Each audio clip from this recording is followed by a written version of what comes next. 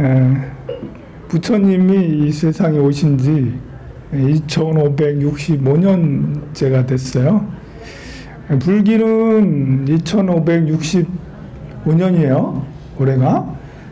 불기는 부처님 열반을 기준으로 해서 2565년이니까 부처님 80세를 살으셨으니 그래서 2645년 전에 부처님이 태어나신 거예요. 그 당시에 부처님 하신 말씀을 이렇게 되새기 보면 오늘 같은 날 이제 되새기는 날이죠. 부처님께서 왜 세상에 오셨을까?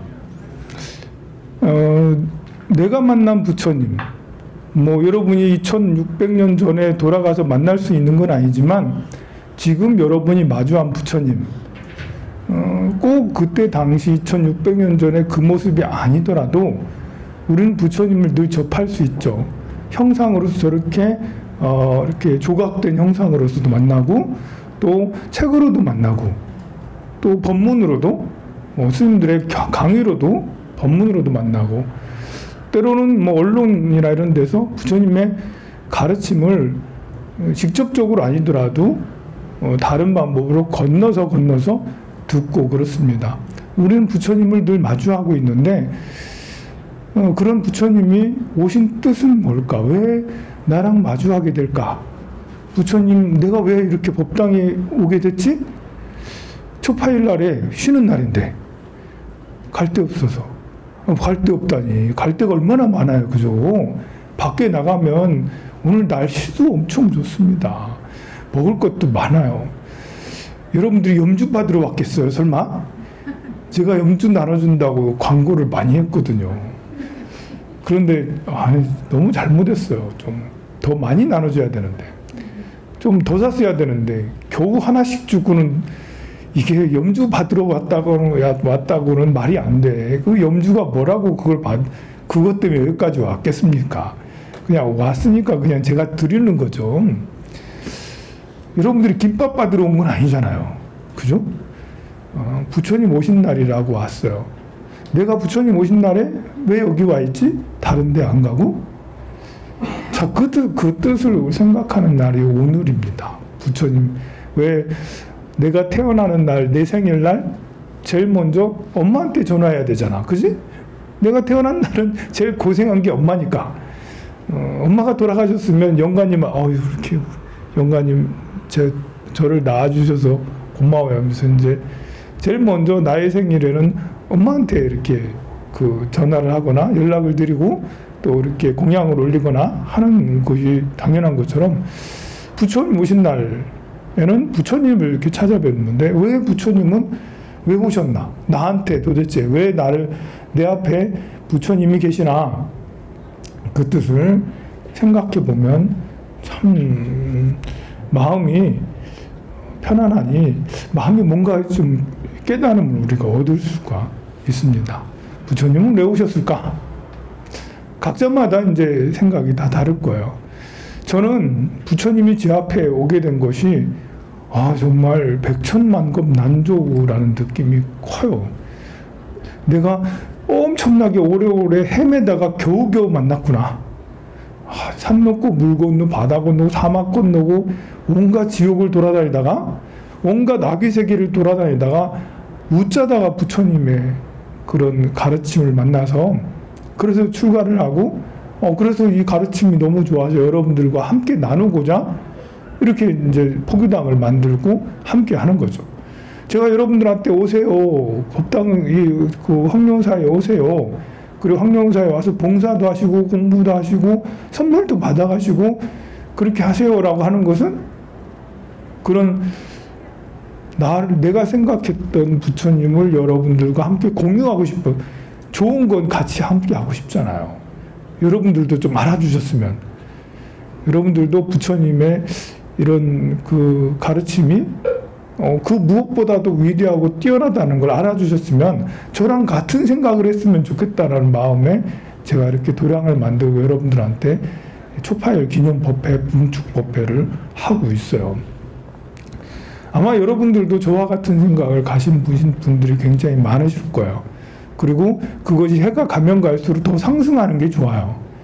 사실 내가 누굴 만났다라는 것이 온전히 큰 기쁨이 되고 감사하고 기적이다라고 생각하는 거는 그런 인연은 만나기가 어려워요. 여러분도 생각을 해보세요. 지난 시간 쭉 이제 봐서 지금까지 일생을 살면서 이건 정말 잘한 거야.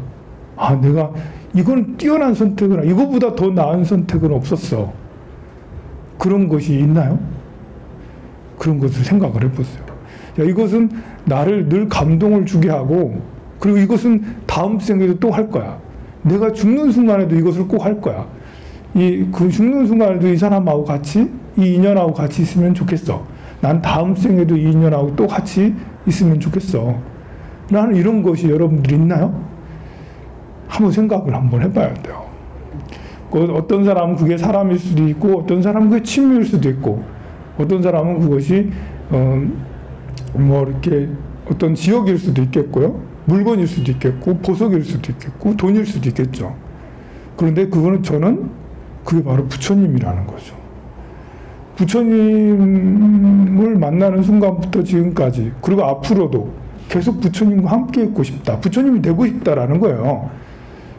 그리고 죽는 순간에도 내가 이렇게 어리석게 무명에 휩싸여서 죽는 게 아니라 깨인 상태에서 또 염라대왕을 만날 때도 염라대왕한테 심판받으면 너 이놈 이렇게 그런 말 듣고 싶지 않아요. 스님 오셨습니까? 염라대왕이 스님 오셨습니다. 이러면 얼마나 좋겠습니까 세상에. 그냥 보통의 삶으로서는 그렇게 될 수가 없잖아요. 여러분들이 이렇게 살다가 나중에 죽게 되면 염라대왕 앞에 가면 벌벌 떨면서 제발 좀 심판을 제발 좀 지옥에는 가지 말게 해줘. 그렇게 벌벌 떨고 있으면 되겠습니까? 그래서 저는 부처님 그 염라대왕 앞에서도 당당할 수가 있고 염라대왕이 존경할 수 있는 그런 사람이 진짜 되고 싶어요.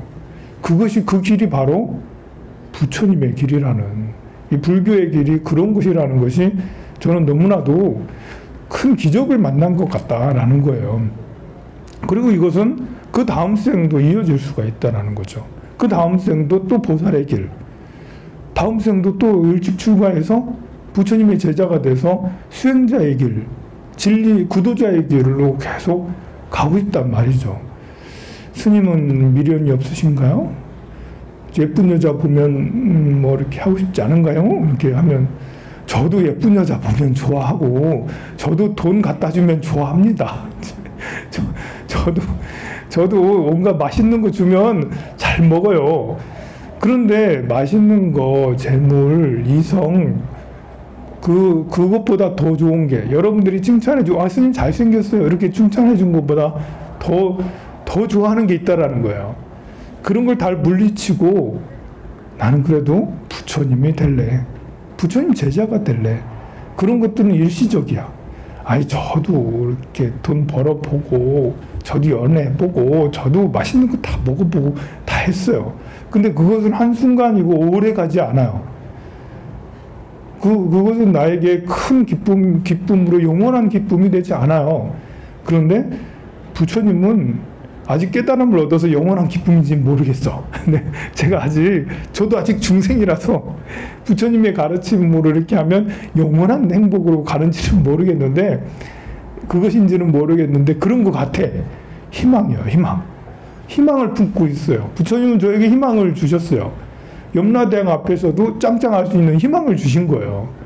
그리고 다음 생도 매하지 않고 어둠에 가서도 무서워하지 않고 굴복하지 않고 어떤 악마에게도 마왕에도 굴복하지 않고 당당할 수 있는 그 길을 그럴 수 있다라는 희망을 주셨어요. 그리고 다음 생도 윤회에서 벗어날 수 있는 그런 가르침을 이거는 이렇게 할 수 있어라는 아직까지 저는 그런 희망을 믿고 있어요. 그렇게 되고 싶어요 라는 희망을 갖고 있어요. 그러니 이제 계속 감동일 수밖에요. 그리고 계속 갈망할 수가 있고요. 그리고 그것이 너무 좋으니 여러분들도 이제 세속적인 일은 여러분들이 저보다 더 막 결혼해서 살아보기도 하고 돈 계속 지금도 벌고 있어.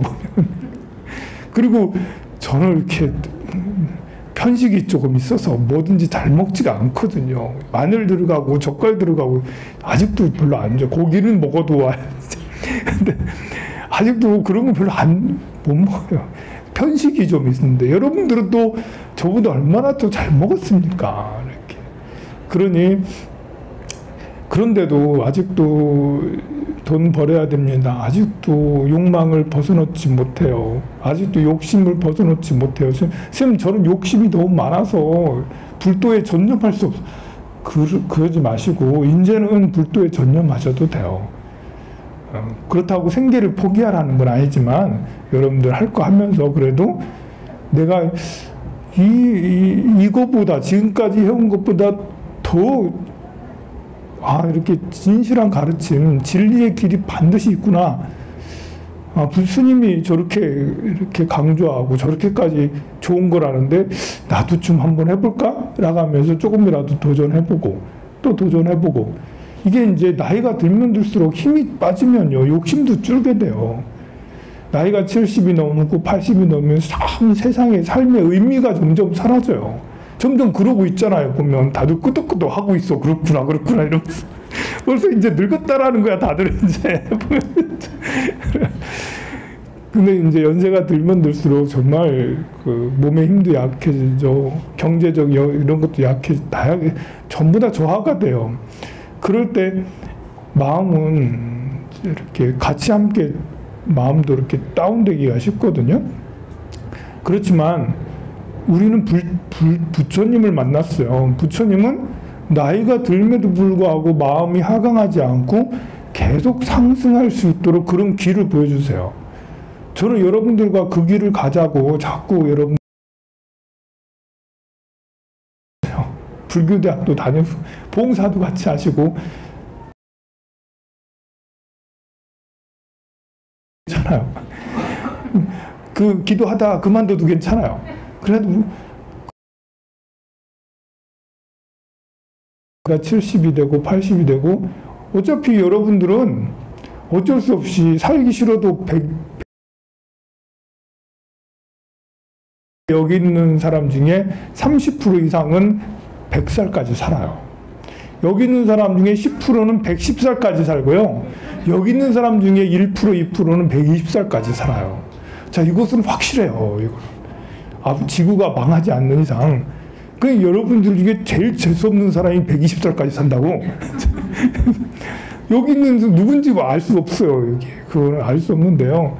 그런데 우리는 그게 예상되는 길이잖아요. 누구나 다 예상이 다 돼 있어요. 그런데 지금처럼 살면 나이가 내가 90이 되어도 과연 행복할 수 있을까? 저는 이제 이렇게 나름 희망을 가져요.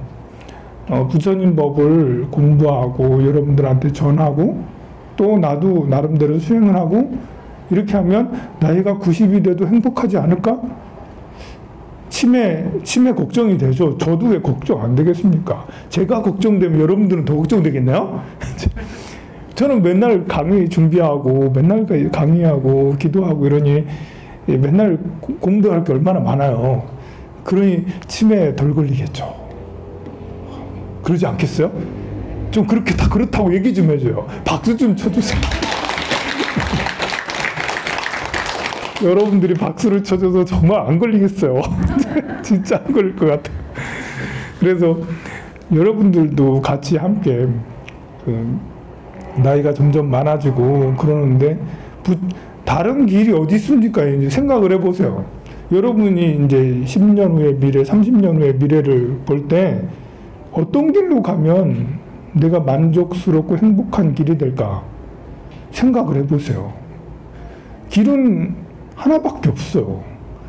저도 여러 가지 다양한 길을 생각해보지 않겠습니까? 여러분들하고 상담하고 뭐 그렇게 같이 공부하고 그렇게 하니까 제가 늘 여러분들한테 길을 제시해주는 사람인데 저도 많은 고민을 해봐요. 여러분들 골프 치러 다니세요? 당구 치러 다니세요? 뭐 태화강에 가서 무슨 뭐 그런 것도 하세요? 뭐 이렇게 많은 것이 있는데 가장 확실하고 모두에게 공통적이고 가장 확실한 것은 나이가 들면 들수록 그냥 수행자가 되세요.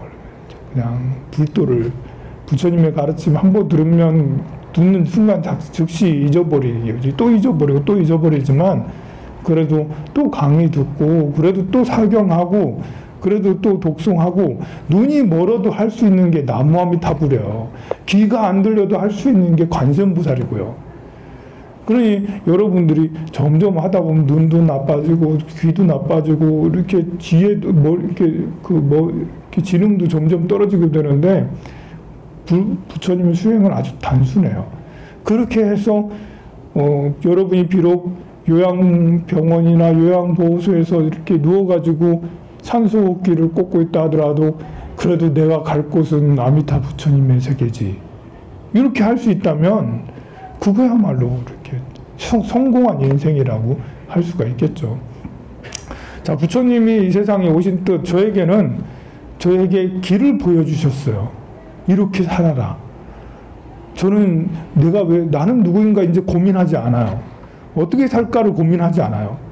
왜 내가 태어나고 왜 뭘 할까 이런 거 고민 없어요. 이제는 앞만 보고 가면 돼요. 부처님이 저에게 그런 길을 보여주시고 이렇게 해야 된다라고 알려주셨기 때문에 그 길로 가면 됩니다. 우리는 이제 살아가면서 사람은 서로에게 의지하지 않으면 혼자서는 행복할 수가 없어요. 저도 이제 약간 이렇게 혼자주의, 개인주의가 좀 있거든요. 저도 혼자 있고 싶어 하는 걸 좋아해요. 여럿이 같이 있으면 좀 불편해요. 그런 저조차도 이렇게 계속 혼자 있으면 우울해지고 답답해지고 일부러라도 밖으로 나와야 돼요. 그래서 여러분들한테 안녕하세요, 반가워요 이러면서 반가워요 이러면서 인사를 하고 그래서 그래도 떡이라도 좀 만들고 여러분들한테 올해는 이제 이렇게 그 밥을 먹게 구청에서도 와가지고 많이 앉게 하지 말래 이렇게 지금 30명 넘었나 그래야지 말라고 이렇게 파출소도 와가지고 여기 많이 모이면 안 돼요 이러면서 이제 밥도 주지 말라고. 내가 얼마나 기분이 나빴는지. 밥도 주지, 아니 밥은 줘야지 근데 밥도 주지 말라죠. 하라고 해볼까 이제 그런 본래 이렇게 누가 하지마 하면 마음이 이렇게 불쑥 일어나요. 그게 누구한테 여러분들이 잔소리 듣거나 제재를 당하면 이렇게 반항심이 푹 일어나잖아.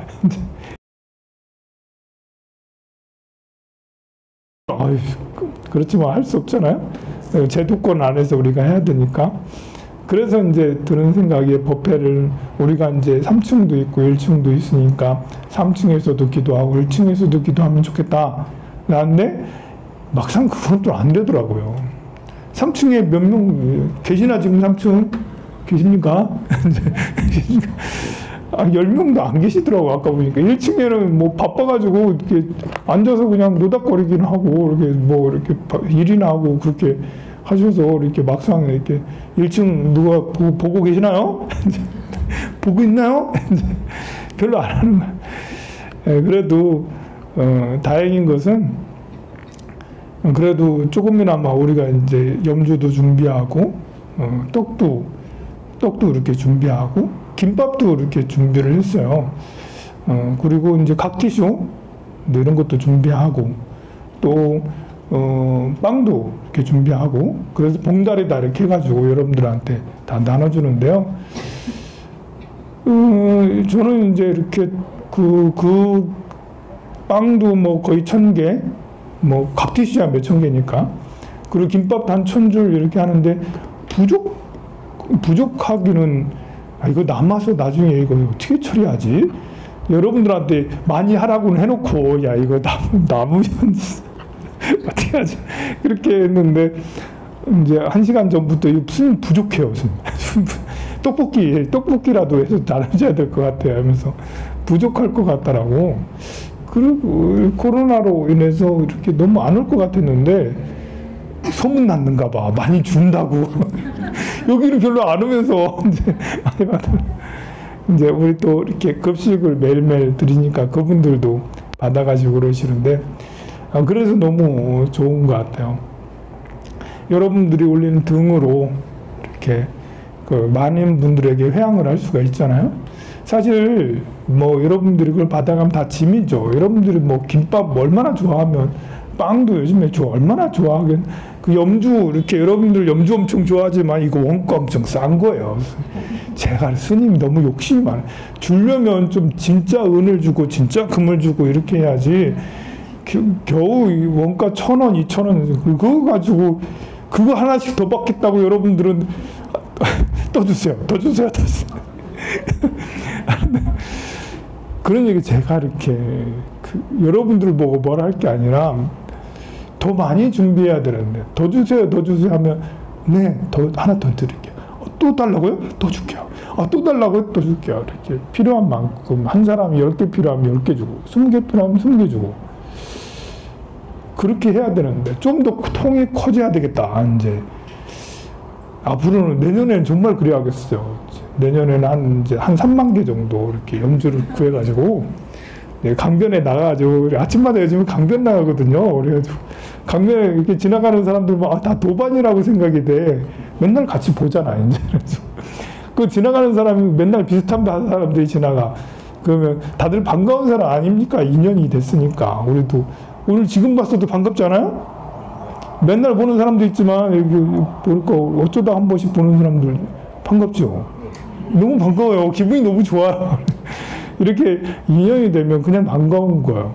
그래서 강변에서 맨날 만나는 사람에게도 염주 하나씩 다 주고 티슈 하나씩 다 주고 막 이렇게 해야 되는구나. 이제 제가 해야 될 일이 그런 거구나.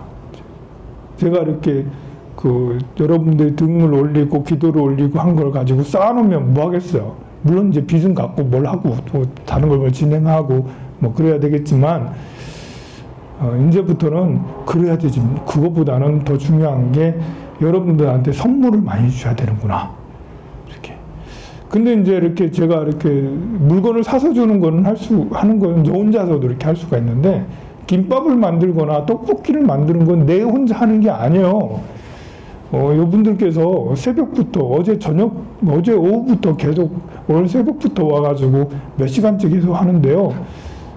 이렇게 너무 재밌어 가면서 하면서 하는 분도 있지만 입이 이만큼 나와가지고 툭툭 스님은 또 이렇게 맨날 일만 시키고 그런 분도 있는 것 같아요. 그래가지고 또 얼마나 미안한지.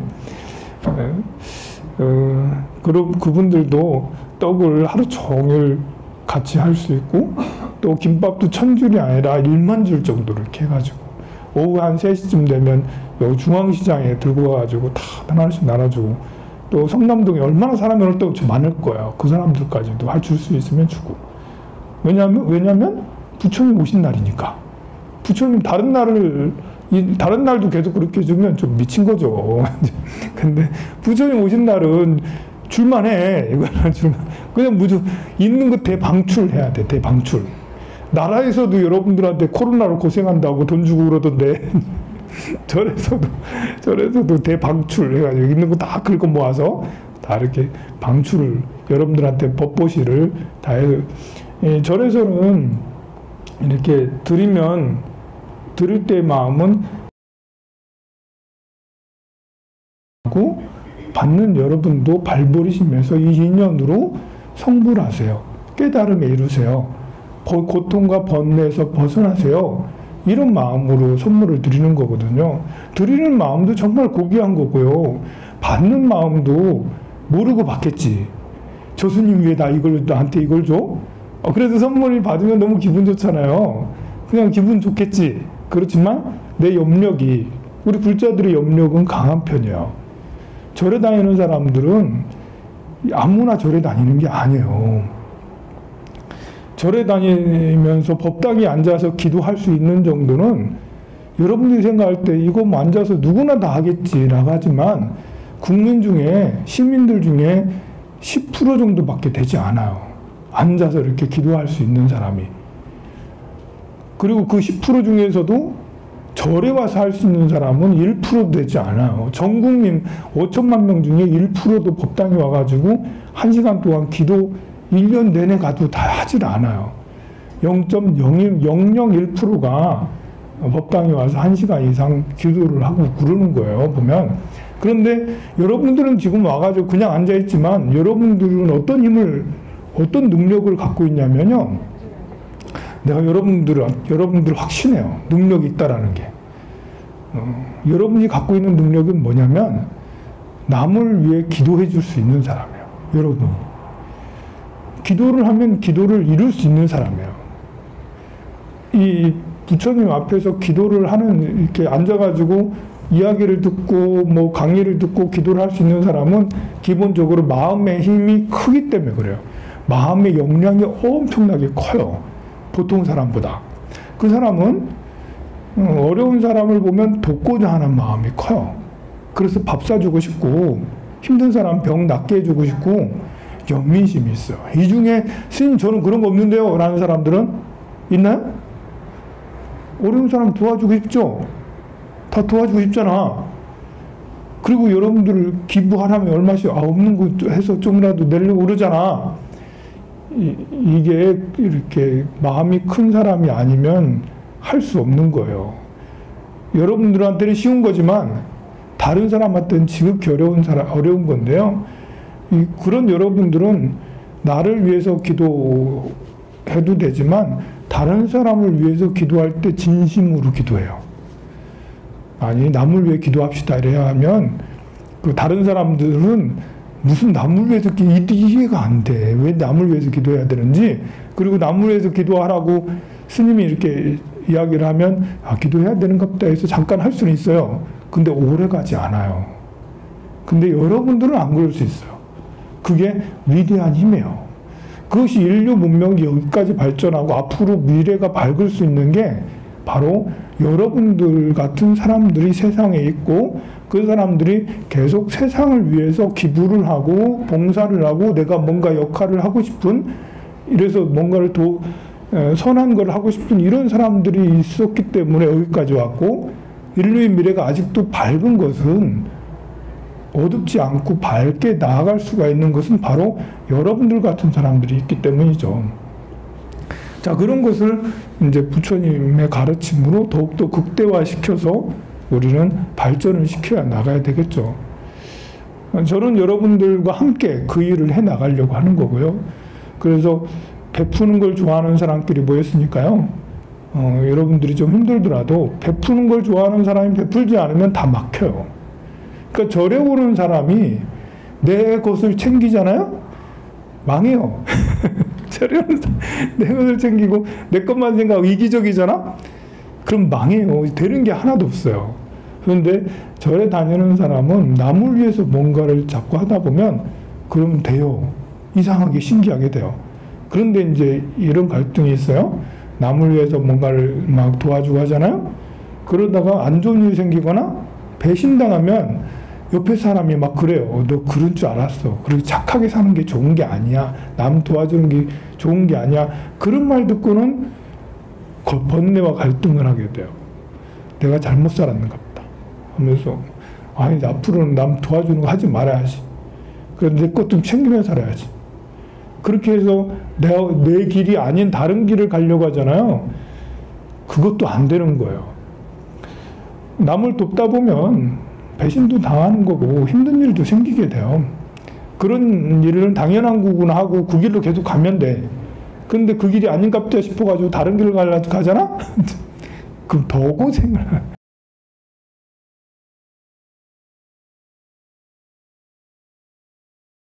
김밥이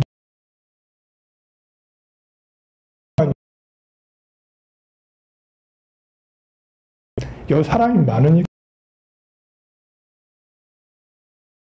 여러분들이 잘 기억해 뒀다가 제가 하는 말 잘 기억해 뒀다가 내년에 염주 스님 쪼잘하게 또 그렇게 주고 그러면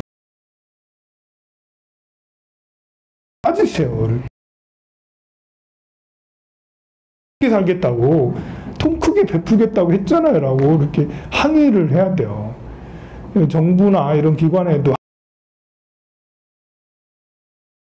하거든요. 저도 보수적으로 그대로 가면 안 돼요. 이렇게 여러분이 제 운명을 바꿔주세요. 쪼잔하게 살고 싶지 않아 나도. 근데 이상하게 자꾸 쪼잔하게 돼. 그러니 여러분들이 약속 지키세요 하고 좀 항의 좀 꼭 해주셔서 내년에는 좀 올해는 한 보따리 들고 가거든요. 내년에는 두 보따리 들고 갈 수 있도록 그렇게 또 그리고 이렇게 다른 불자님들도 이렇게 우리 절에 다니는 사람들은 다 통 큰 사람이 될 수 있도록 그렇게 되면 좋겠습니다. 오늘 봉축법요식 불기 1565년 봉축법요식은